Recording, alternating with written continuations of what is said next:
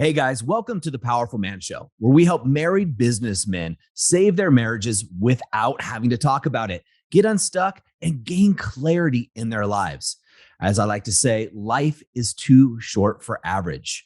I'm your host, Doug Holt, with my co host, Tim, the Powerful Man Matthews. Now let's get this started. Hey guys, good to have you here back on another episode of the Powerful Man Show. Tim, great to have you back. I know you were on vacation with your partner Amelia. How'd it go?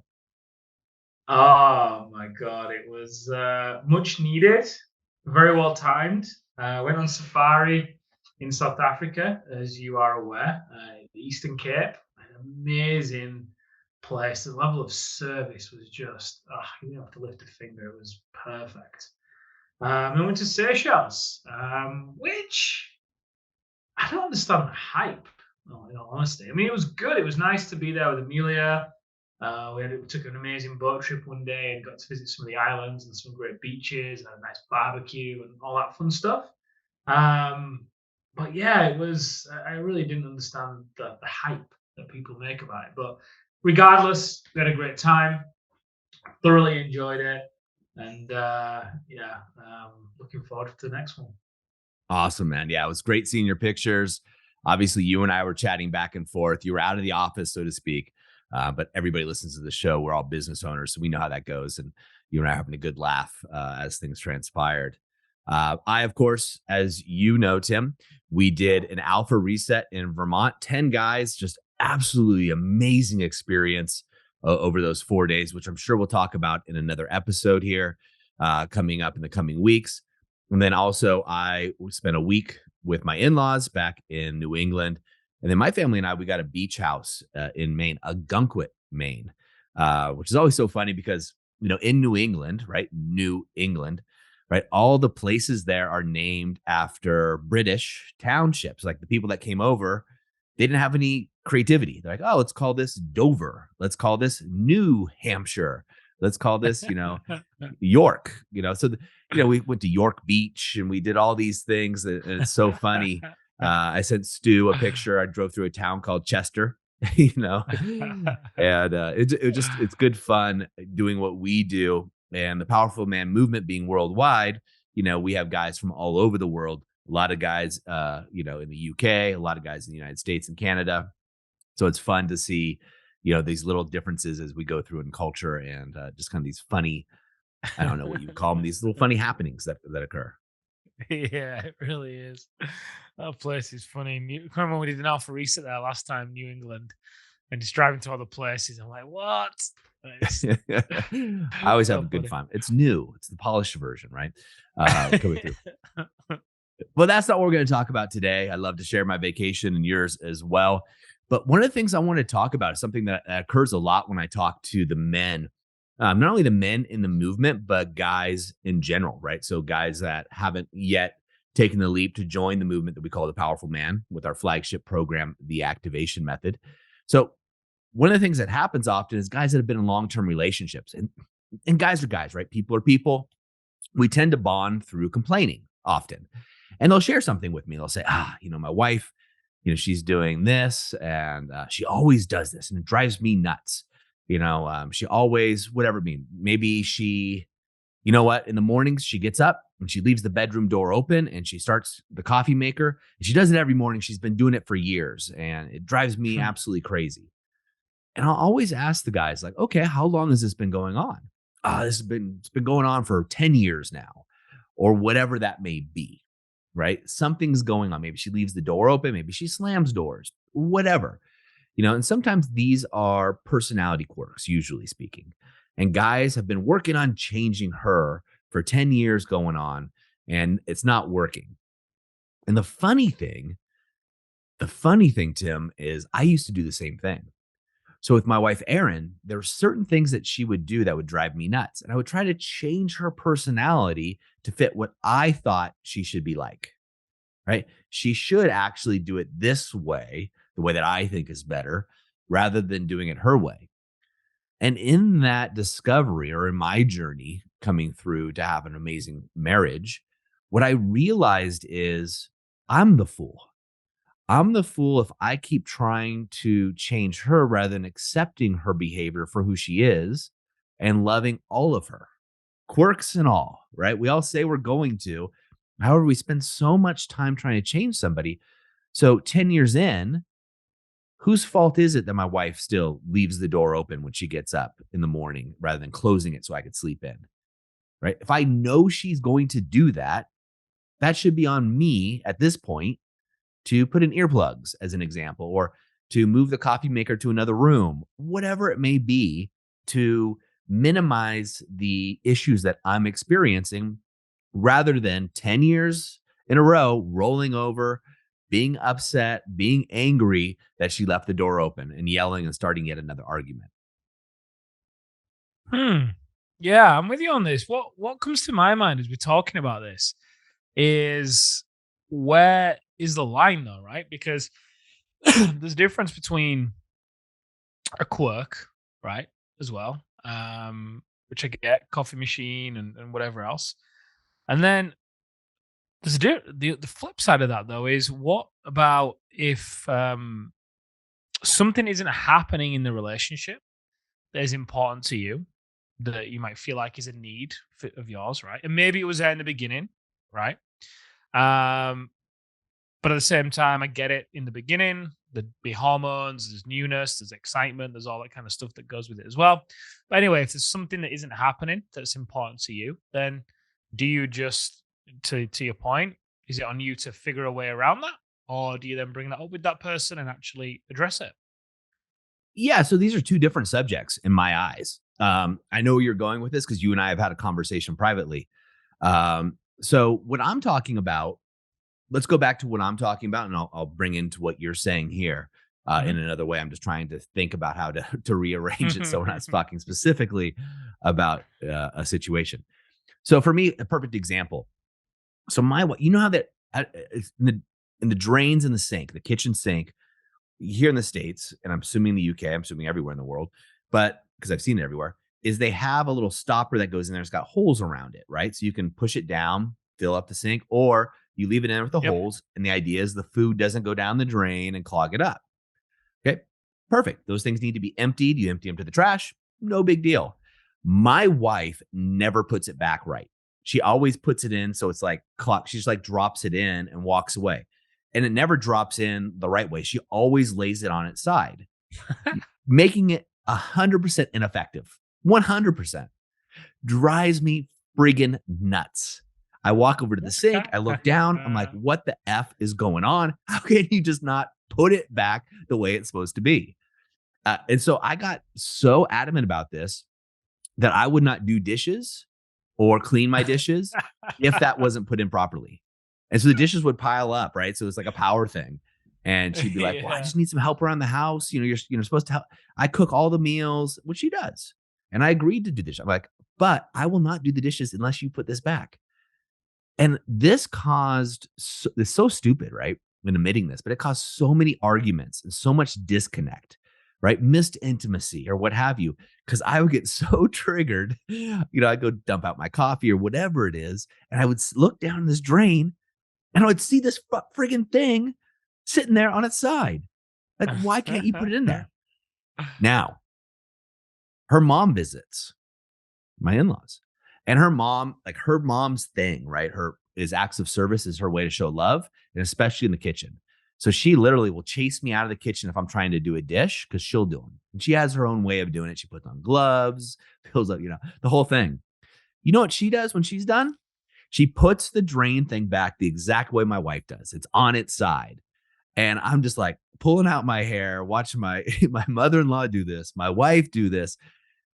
And I also realize how stupid it is. But yet, you know me, I can have a strong personality. I got a line in the sand. It's drawn. Nobody steps over that line or there's hell to pay. And as I'm thinking about this, I'm thinking, how stupid. I know she's going to put that dream back. She doesn't mean to do it. She's not doing it to be passive aggressive. That's not my wife's style. She's not doing it to be mean. She's not doing it to be forgetful. She's just doing it. Like it just doesn't occur to her. So for me to keep getting angry in this situation, right? And guys have these with all kinds of nuances with their lives. For me to keep getting angry at the situation is my fault. Mhm. It's not my wife's. For me to be a powerful man to me means that I get to find a better way of being. I get to flip my paradigm so Doug gets what he wants, right? I can just move the drain, right? It's easy, grab, drop, done. No big deal. Right. And I remind my wife, I used to take her over to the sink to explain it to her and a God, and a that went patronizing down tone, as you can well. imagine Yeah, me doing. I bet that went down well. Yeah. Mm. Do you need me to do a video for you on how this works? Um, but the point is, right, I'm getting angry and upset regularly on a behavior and a pattern that somebody else is doing. Right. So now my mental focus and my state of well-being is I'm putting that in the hands of somebody else external of me. That's where the problem lies. So when I take the power back and change the paradigm of how do I control Doug's happiness, right? Now I can associate what that means because the truth is my wife cleans the kitchen, she cooks all my meals. This is the shortcoming that she has is the way she puts the strain back in. It's dumb. So I went online, I looked, I was like, is there a solution to this? Guess what? Turns out there is. You can buy other versions of this drain. You can do all kinds of other things. You can get rid of the drain. I could put it in a garbage disposal, right? Which I did. There's all ways to mitigate this so my trigger event no longer occurs, Mhm. right? So what I'm proposing here in this case, and I'll talk about the other case that you're bringing up, is that us as men, as powerful men, get to kind of take the power back, so to speak. And if we're routinely getting triggered or pushed by something that our partner does on a regular basis that they're doing unconsciously, that's on us, not them, right? It's not their fault, it's our fault. Now, what you're talking about specifically or is if there's something that's happening in the relationship, and a lot of guys are dealing with, let's just say it's sex, right? Guys, they meet their wife, they get married, they're having sex 5, 7 days a week. It's amazing. You start tossing a couple kids in the mix. You toss in hormone changes as you get older, and now they're going back to having sex, once a month for a lot of guys that we talk to. And guys don't like to talk about this because they don't want other guys to know they're not having sex as much as, or at least as amount as they're having. So then do you draw a line in the sand and say, nope, we need to go back to 5 times a week sex? That's different because that's not a personality quirk. That Yeah. means there's been some kind of disconnect in the relationship that needs Mhm. to be bridged and conversations get to be had. Now, your wife in this point, right? She may say, nah, I only want sex once a week. And you might say, well, I want it 5 times a week. So now you have a gap that gets to be filled. This is very different than what I'm talking about. That Mhm. gap is not a personality quirk, that's a desire issue, right? Or a values issue. And so there's other ways to go about trying to figure out, how that can work in the relationship versus, just something that's a personality quirk.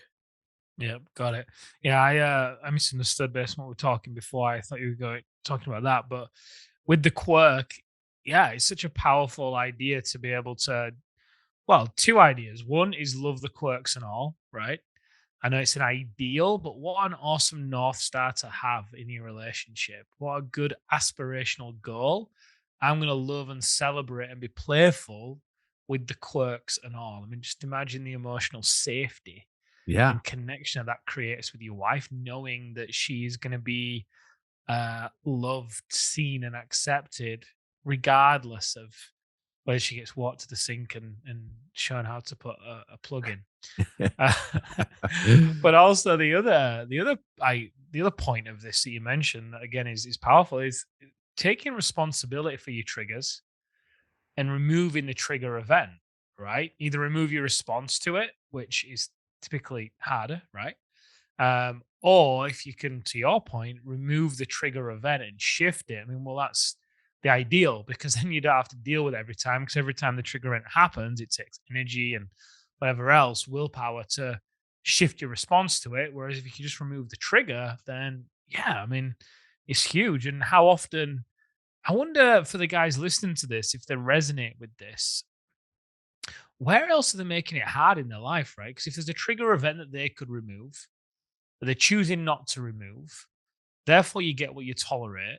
Likelihood is, if they're living this way in this particular example, right, there will be other areas in their life where they're also tolerating things where they could also remove a trigger event really easily and rip the band-aid off and have a much easier life on the other side of it. But I think we get so addicted to things being hard and tough and all the rest of it that we don't even take the shortcut, right, to remove the trigger event.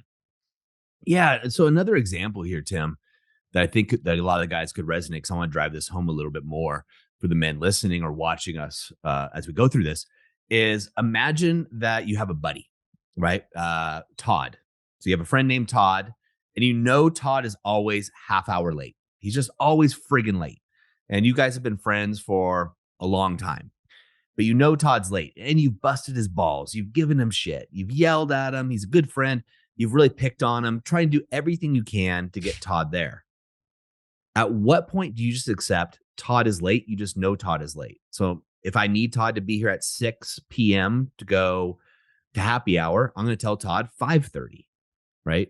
Be here at 5:30 instead of 6. So therefore, I'm mitigating now my response in the way my environment is. Now I just need to expect, you know what? Todd's a great guy. His quirk is he's late. I'm just going to accept that that's part of the package of Todd. Now, that is easier for most men to understand, but when you apply it to your wife for some reason, a lot of guys get triggered by these little events like that. If she's always late, if she doesn't put the drain back, or whatever it may be, because you're so close to your wife, right? And because of that relationship, that's what causes the trigger to appear greater. Yeah, and if there's resentments that are building in the relationship as well, the plug not being in the sink can often be not even the issue, right? That may be how the issue is displayed, the frustration or whatever. But really, there can also be another issue that isn't being addressed, but it's coming out in the reaction to the plug. Yeah, it's exactly what it is. And what a lot of men start doing is stacking those things, right? So maybe it's the drain, maybe it's your wife being late, maybe it's your wife left the door open in the morning, as an example. Maybe it's, she she throws her slippers and leaves them in the hallway, and you kick them every time. You're like, why can't she just put them back? Whatever it may be. And you start to stack those little indiscretions or quirks. And if they're patterns over years, then what I'm saying is those are on you now. Instead of fighting them, you need to accept this is who she is. Right? Am I okay with that? Am I okay with my wife leaving the drain? Yeah. In the big scheme of things, who freaking cares? Right? So why am I getting all riled up about it rather than just accepting that's who she is? And if I'm okay with that being who she is, then I get to change my paradigm. And then I get to go through this ride with her. It's different because let's just face it, guys, you're quirky as hell. Right? There's a lot of things that you guys are doing. Your truck is probably dirty inside or whatever it is. Yeah, it's just part of you. You don't think about it because it's just what you do. Yeah, it's an interesting one as well. As you were saying that, I think resentments that might have built up as well. But equally, again, I'll use a plug for a lot of guys. If the resentments have built up and they're not being listened to with the plug, it can be disrespect, right? Underneath the reaction, they can feel disrespected. They can feel not listened to. That if they try and initiate, let's say, with the wife, and they get rejected. So this whole spiral of things that can build up. Which, to your point, looking in the mirror as well and looking at your own quirks and a few things. One, realizing that you are quirky as hell. We all are, right? I completely agree with you on that. Two, the whole idea of making things easier and removing the trigger event. Also, three, if you need to look at that trigger, then there's other things going on in other areas of the relationship or your life that have built up. Yeah, you bring up a really good point where you say, hey, the plug, we'll just keep using the friggin' plug. If plug, it's easy for me to go, well, she's not listening to me, therefore she's disrespecting me, right? You said it could be seen as disrespect. That's a story that men are creating or the person is creating. Not true at all. Now, that could be true, but odds are it's not. And I think you need to get to the story. Again, using your buddy Todd, if you say, Todd's late, you guys have been friends, for 20 years, whatever, and he's late all the time, you could say, is he disrespecting you all the time, or is Todd just friggin' late all the time? The truth is, he's just friggin' late all the time. Has nothing to do with you. Todd just has no concept of time or whatever it is. Just in his culture, his lens of the world, being late is acceptable. It's just what he does. So once you establish that and rewrite the story and realize that you're just making shit up, then you can move forward. And this is the key to a happy marriage and a happy life. It's one of the keys anyway.